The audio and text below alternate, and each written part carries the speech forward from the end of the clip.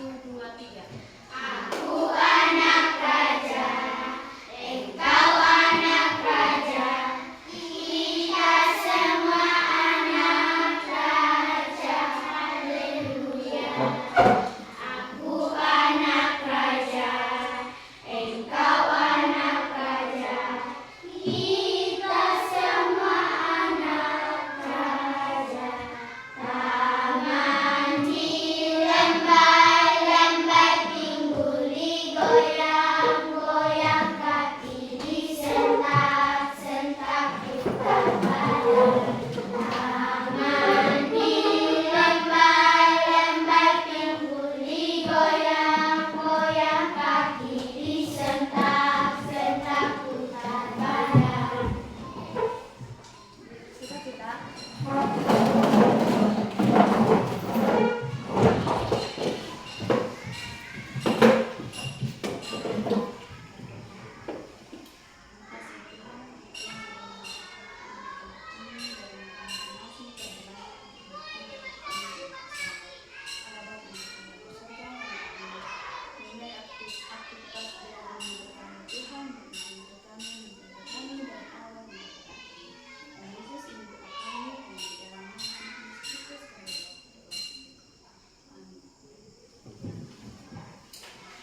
Jadi ini kita akan belajar pendidikan, belajar pendidikan agama, saling tolong menolong. Apa? Saling tolong menolong. Saling tolong menolong. Pendidikan kita hari ini saling tolong menolong. Ada tujuan pembelajaran kita pada hari ini. Yang pertama ada 3. Yang pertama, peserta didik mampu menjelaskan pengertian tolong menolong. Yang kedua, peserta didik mampu memiliki sikap tolong menolong. Dan yang ketiga, peserta didik dapat menerapkan sikap tolong menolong dalam kehidupan sehari-hari. Jadi ada 3 tujuan pembelajaran kita hari ini. Jadi sebenarnya kalau ini dijelaskan, kita harus mendengarkan dengan baik, menjelaskan, memiliki sikap dan dapat melakukan dalam kehidupan sehari-hari. Ada 3 pokok materi kita pada hari ini, yaitu yang pertama pengertian tolong menolong, yang kedua sikap tolong menolong, dan yang ketiga cara menerapkan tolong menolong dalam kehidupan sehari-hari. Cara menerapkan atau mempraktikkan dalam kehidupan sehari-hari. Anak-anak saling tahu ini tentang tolong menolong. Tolong menolong.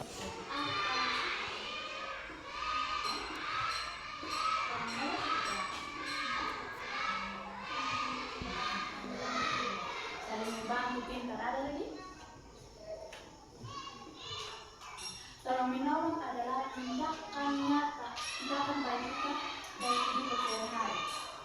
Kita melakukan kebaikan dan berusaha contohnya saling membantu sesama kita, teman kita, orang tua, kakak, adik. Dan sikap tolong menolong ini kita harus, contohnya kalau di rumah kakak ada masak, kita harus bantu kakak untuk atau bisa juga bantu masak, bisa juga cuci piring. Itu adalah sikap tolong menolong, membantu.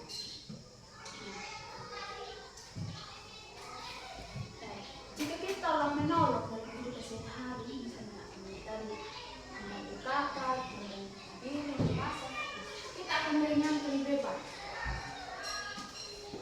Artinya yang satu orang mungkin pekerjaan satu orang terlalu banyak, jika kita membantu satu orang maka pekerjaannya akan menurun dan ringan. mengurangi beban. Tidak terlalu banyak pekerjaan, akan pekerjaan itu cepat selesai. Kita sebagai manusia sosial tidak dapat menghindari sifat tolong menolong. Kita tidak dapat menghindari dari kehidupan kita sehari-hari. Artinya, ketika teman kita berada di kesusahan, kita harus membantu. Nah, ketika kita membantu, pasti juga orang tapi juga susah.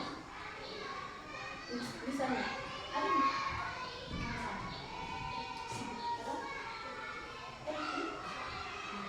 misalnya kalau ini si LP tidak punya buku, nah, misalnya kalau dia hanya berpikir saja kalau, saya tidak boleh minta tolong dari mereka.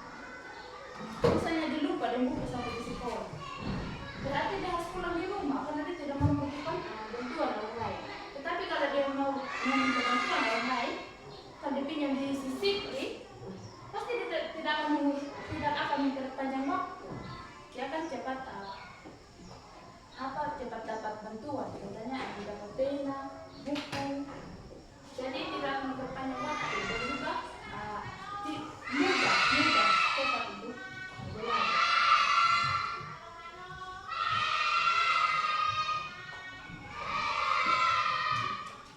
Ketika kita menolong, tidak hanya kita membantu satu, memberi buku, memberi buah makan, memberi jalan, tetapi juga bisa lewat kata-kata.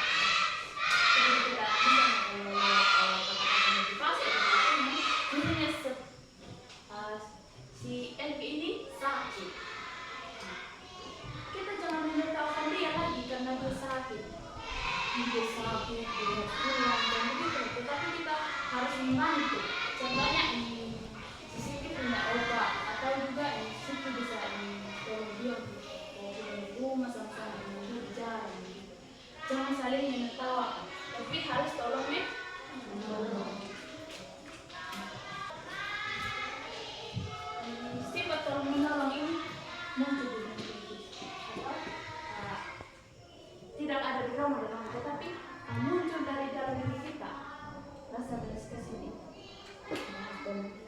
Dia itu sakit, itu tidak ada buku, dia tidak ada pena, jadi saya harus kasih dia.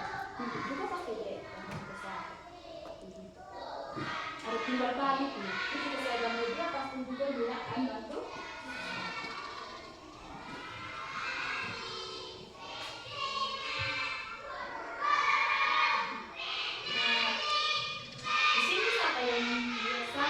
Misalnya kalau dapat di sekolah, lupa di buku, lupa di buku. Atau bisa jadi teman sakit, tapi dia ini tertawa kalau teman sakit. Tidak tahu siapa sih di teman sakit. Ada begini. Baik adik, anak-anak, sifat tolong menolong ini harus diterapkan dalam hidup kita sehari-hari. Karena ketika kita tidak saling tolong menolong, maka misalnya kalau kita dapat kesusahan, pasti orang lain juga tidak tolong kita. Pasti juga bisa banyak karena kekurangan dan tidak ada yang besar. Saya karena tidak ada pena, saya pernah pindah, tapi tidak ada besar. Kalau kita susah juga pasti kita akan rasa juga bagaimana ketika orang lain tidak menolong kita, pasti kita begitu di sini atau menggunakan juga tidak kontrol. Jadi sampai kapanpun kita tidak akan bersatu, persahabatan kita pun tidak akan terjalin dengan baik. Jadi kita saling menentang, tidak ada saling tolong-menolong.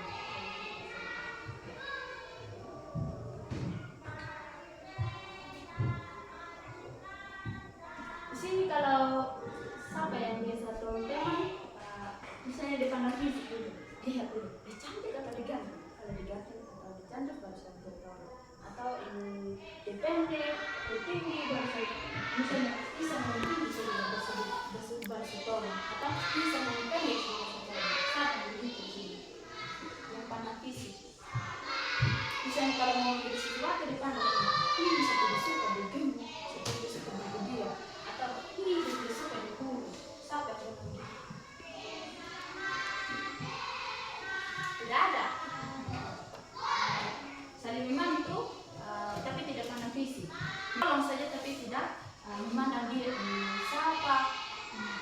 di buku presentasi kenapa saya stop?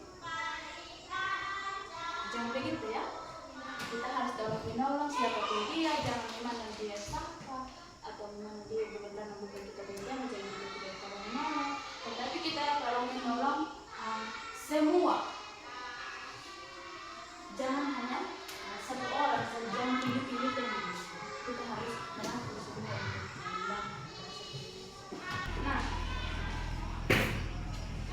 ini tolong menolong itu diakui di dalam semua agama, bukan hanya agama Kristen saja. Misalnya, dia itu Islam, saya tidak mau berteman dengan dia. Itu agama Katolik, saya tidak mau berteman dengan dia. Tetapi semua agama kita harus berteman.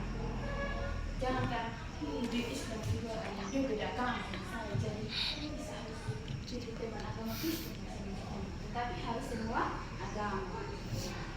Nah, penyakit berikutnya, kalau menolong adalah mengikat tali persaudaraan. Ketika kita saling menolong antara satu dengan yang lain, kita mempererat hubungan. Contohnya si Sipi tadi dengan si Eli atau Eli. Makin ada ini rasa kedekatan antara si Sipi dengan si Eli.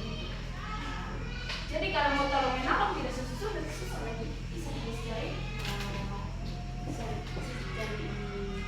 tema itu.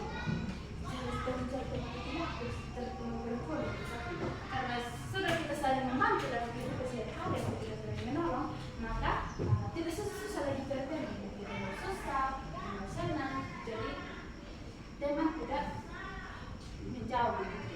Kita selalu tahu.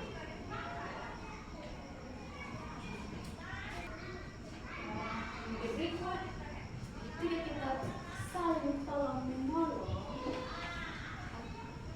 kita akan dihargai. Ketika kita menolong kita dihargai. Jadi ketika kita muncul rasa tolong menolong dalam diri kita bilang, ini saya baik,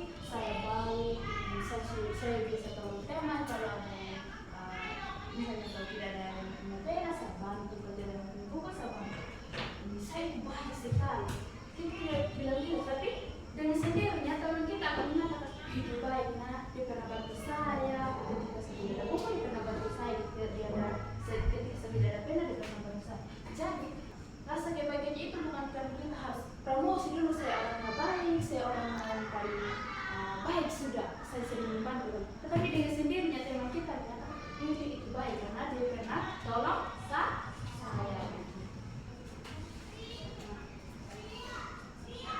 Kemudian ketika kita tolong menolong, maka rasa kerukunan dalam misalnya dalam sekolah, dalam keluarga, kita akan saling peduli begitu. Maka rasa senang atau bahagia itu muncul di sini. Karena kita tidak ada susah lagi. Ada teman kita, misalnya ada kakak kita, kan kita kan orang yang hidup kehidupan sosial. Jadi kita hidupnya ketergantungan dengan orang lain, saling membantu dan saling menolong.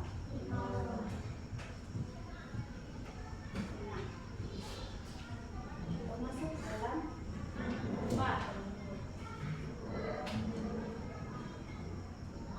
Kalau menolong sini sering bantu kakak dulu atau lupa. Bantu apa saja dengan dan hal kecil begitu. Sipi bisa bantu kakak bantu apa ini?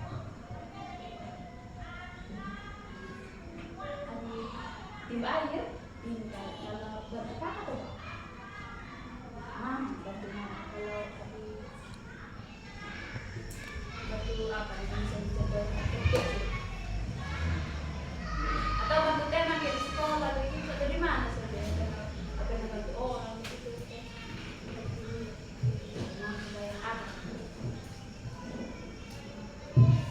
Bantu mau masak, pintar.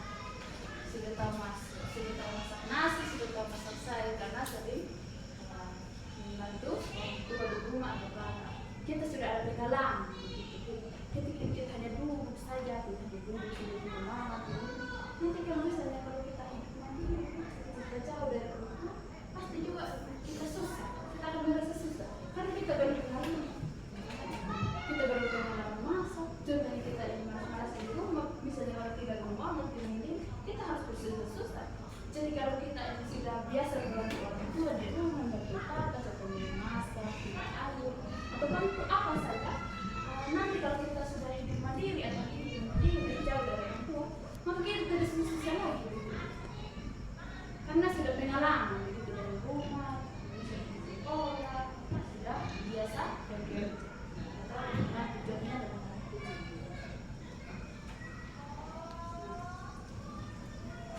jadi kita masuk ke dalam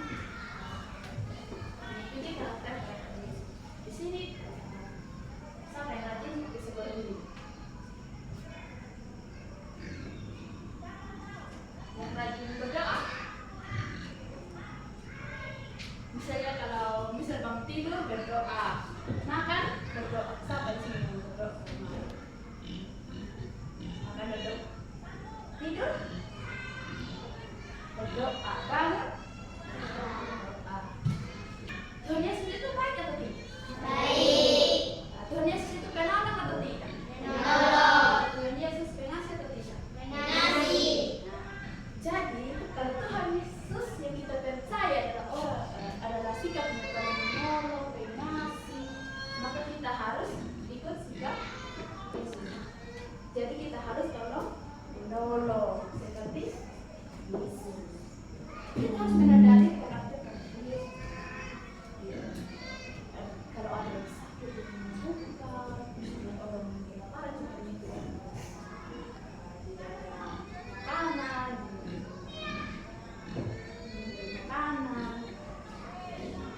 misalnya sakit, itu menolong. Jadi kita sebagai orang Kristen, jadi kita harus menyadari sikap-sikap Kristus. Kita harus tolong menolong.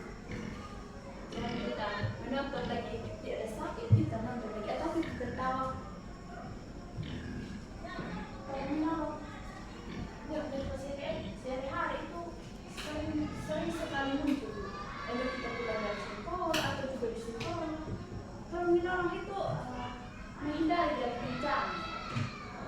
Misalnya kalau ada kebakaran di tengah jalan, misalnya kalau kita lewat pagi, kalau ada kebakaran, kita dorong lagi teman kita yang satu.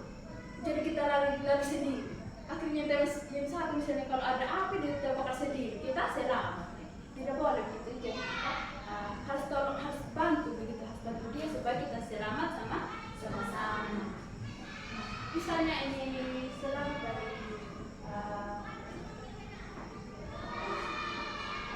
contohnya ada di tengah jalan ada anjing yang bekerja gitu, ada anjing.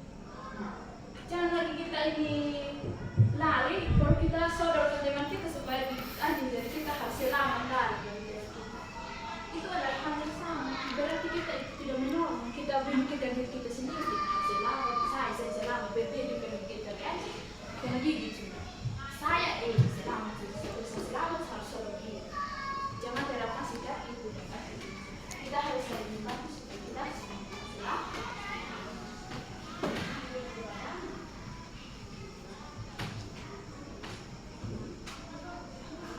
Kemudian tindakan orang menolong itu adalah tindakan yang dinilai dari itu. Jadi kita melakukan sesuatu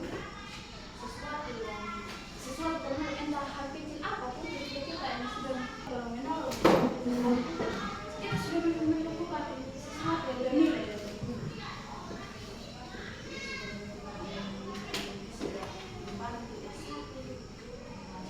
Meningkatkan rasa harga diri kita.